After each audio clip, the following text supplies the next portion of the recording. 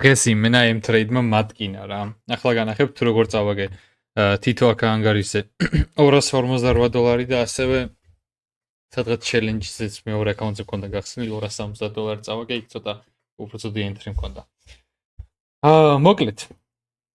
დღეს live trading-ზეც ვისაუბრე და დარწმუნებული ვარ იქ რაც ვისაუბრე თქვენს გამოგადგება და თქვენ თვისაც მინდა რომ გვილაპარაკო რა ამ წაგებაზე. მოკლედ.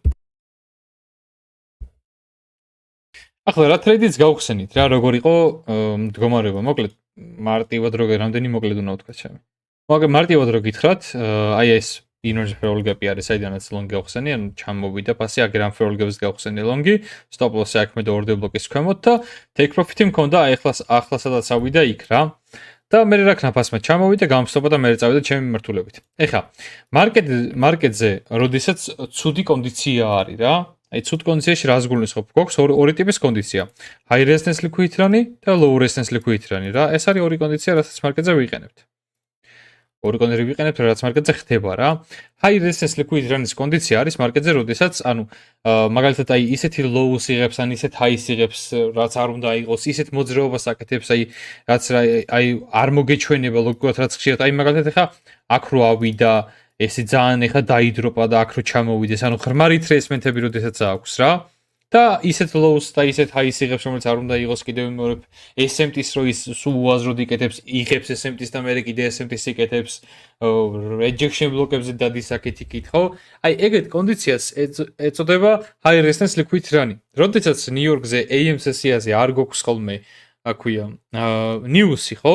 მაგ შემთხვევაში მარტო ტრეიდობ მაკრო დროს. დღესაც მარტო აი მაკრო დრომდე სულ რაღაც 2 წუთით ადრე გავხსენი ტრეიდი რა. ველოდობდი მხოლოდ მაკრო დროსთან მანამდე ტრეიდი არ გამიხსნია, იმიტომ რომ მაგის იქი ტრეიდი არის დაბალობათობიანი. გამომდინარე იქიდან რომ მოველი რთულ მარკეტის კონდიციას გამომდინარე ნიუსებიდან, რომ ვოლატილობა ნაკლები იქნება, იმიტომ რომ ეხა AM-ის გარდა ლონდონი, ლანჩი, PM-ი ვეროდ უფრო მაღალბათობიანია დღეს რო გეტრეიდა რა და მე რადგან მარტო AM-ს ტრეიდობ, ეგეთ შემთხვევა არის, რომ მარტო მაკრო დროზე ვხსნი ტრეიდს. ეხა გამომდინარე იქიდან რომ მე ყველაფერი გავაკეთე ჩემი მხრიდან რაც კი შეიძლებოდა რომ კარგ კონდიციაში მოხვედრილიყავი, მაინც მოხვდი ცუდ კონდიციაში და ეხა მოდი ავხსნათ ტრეიდი რატო რა. პირველ რიგში ეხა ჩემ ტრეიდის განხილვებს თუ მოусმენთ, რავი, ყველა ტრეიდი იგივენაირად მაგ გახსნილი რა. აი ამ low-ებზე გვაქვს SMT. ეს low მოხსნა, NQ, ES-მა ვერ მოხსნა, bullish SMT არის. მარკეტზე hard time frame-ზე რო გადავედი, დავინახე თუ არა ეგრევე რომ ეს აი მოხსნილი არისო. So, რავი, ამის იქით ფასი სად უნდა წავიდეს, hard time frame-ზე bullish-ი ვართ, equal high-ები გვაქვს დატოვებული, იმენ ნაჩუქარი ტრეიდი არის. ეგრე ვიცე ხოლმე, აქაც ამ ჰაიმ ეს ვერ მოხსნა, ამ ჰაიმაც ეს ვერ მოხსნა, ესე დაგროვებული არის buy side-ი რა. მე მარკეტზე ხა ამ SMT შემდეგ რა მოძრაობა მოქცა.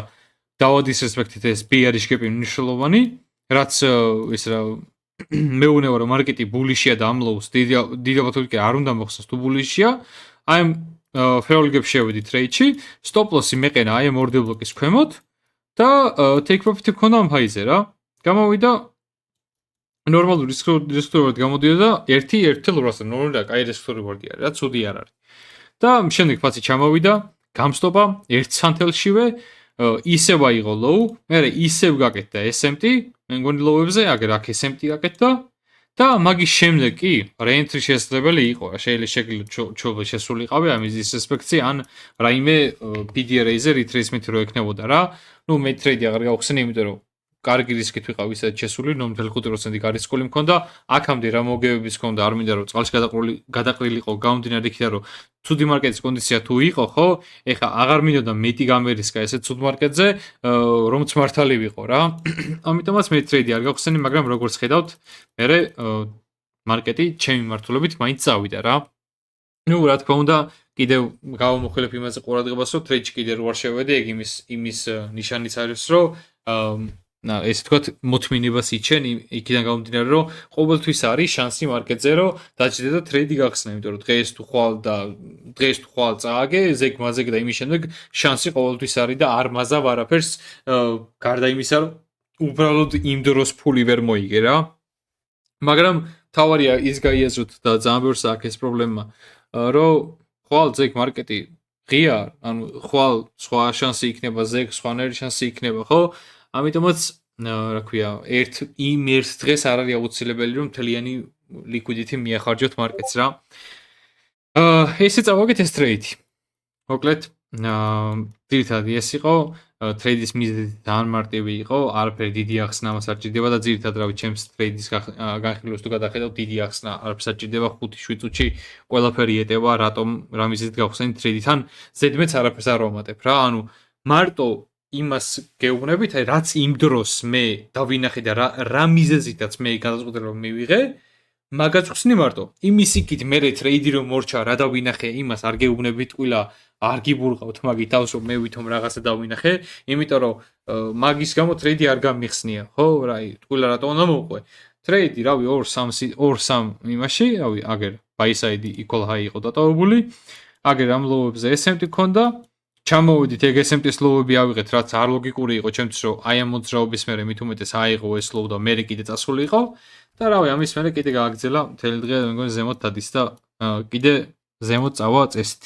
რავი, არ გაჩერდება, ES-იც პულიში არის, ასაღები აქ ექაი და სხვა აქ არაფერი არ არის რა. დაჟე კიდე hard time frame-ზეც, როგორც ვიცი, აგერ ეს liquidity აღებული არის, აქედან დავრევერსტით და კიდე ზემოთ მივდივართ. თან რავი, რაც როგორც ვიცი, რავი, ბაიაში, რა ვიცი, ვერ შემეწინააღმდეგა ვერავინ ეგრე მგონია, იმიტომ რომ სხვა აქ ანუ ჯერ ერთი მოხდა კიდევაც ეგრე. მაგრამ ჩვენ დროს არ. კაი. იმედია მოგეწონათ ეს ვიდეო და ისწავლეთ რამე ახალი, თუ რამე ახალი ისწავლეთ, დააკომენტარეთ, გაალაიქეთ ვიდეო და გამოიწერეთ არხი. მანქანის ვიდეოს მალე იქნება. მადლობა ყურადღების დროებით, წარმატებულ ტრეიდინგს ისურვებთ.